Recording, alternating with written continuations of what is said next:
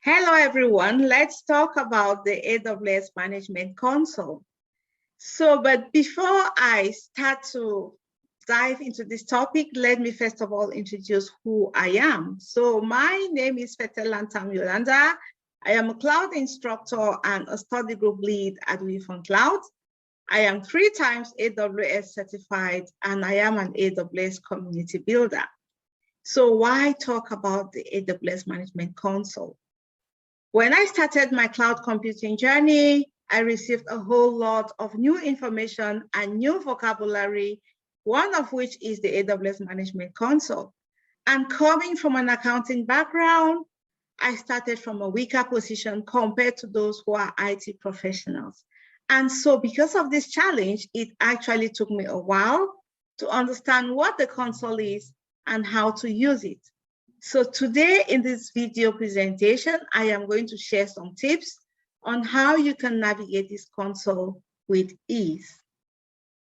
So what is the AWS Management Console? It is simply a web application that provides a list of all the AWS services that have been grouped in categories.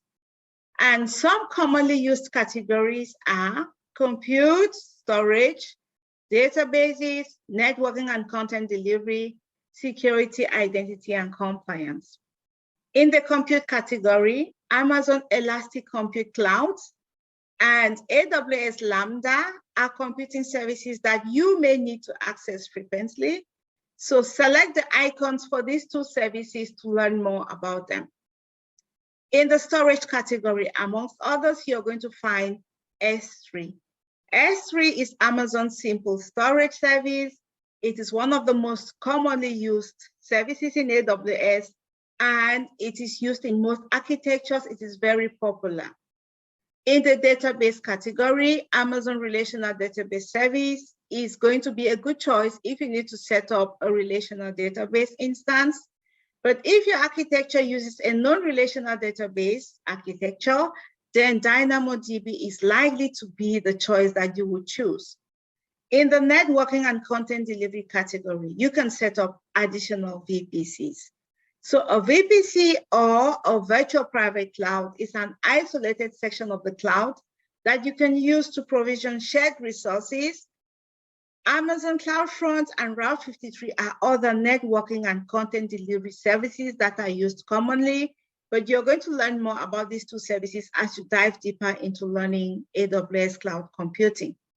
In the security, identity, and compliance category, AWS provides a list of services that you can use to protect your cloud environment. But the most important is the AWS Identity and Access Management, or IAM. So with IAM, you can create users for your AWS accounts.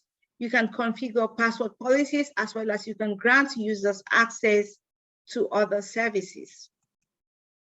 And to see a shortcut list of the services that you recently visited, you have the recently visited services feature. So these are services that have recently been visited, and a list of which is available under this for very quick access. To begin using a service, you can select the search bar at the top of the page. So select the search bar to see an example of what you would get if you entered EC2. And as you can see here, the results will pull out features, documentations, and services that contain EC2. And to begin using a service, for instance, EC2, I would suggest that you should enter EC2 on the search bar. And what you would notice is a dashboard is displayed. The EC2 dashboard is displayed, and you can begin using your service. And this is the same procedure that you're going to follow if you want to start to use S3 or Amazon DynamoDB or other services. And what we have to note here is that each service has a dashboard that is unique for that service's offerings. You can also create a list of favorites for the services that you use frequently. And to do that, let's practice using adding EC2 to your favorites list. So hover your mouse over the EC2 icon, and as you hover over the icon, the outline of a star appears. Select the star to add EC2 to your list of favorites. The star icon is filled in and EC2 appears under the list of favorites for quick access. To remove a service from the list of favorites, you can select the star icon again, which is next to that service. So when choosing services on the console, it is very important to understand the impact of AWS regions. So a region is actually an isolated geographic area where AWS data centers house the hardware that is used in building cloud infrastructure. And when choosing services, it is a best practice to choose the region that is closest to your customers.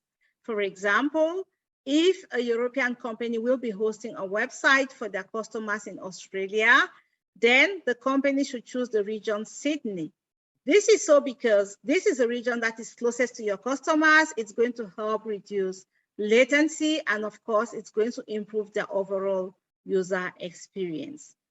Another aspect to take note is that there is this service limitations by region. And what does this mean? It means that not all services are available across all the regions.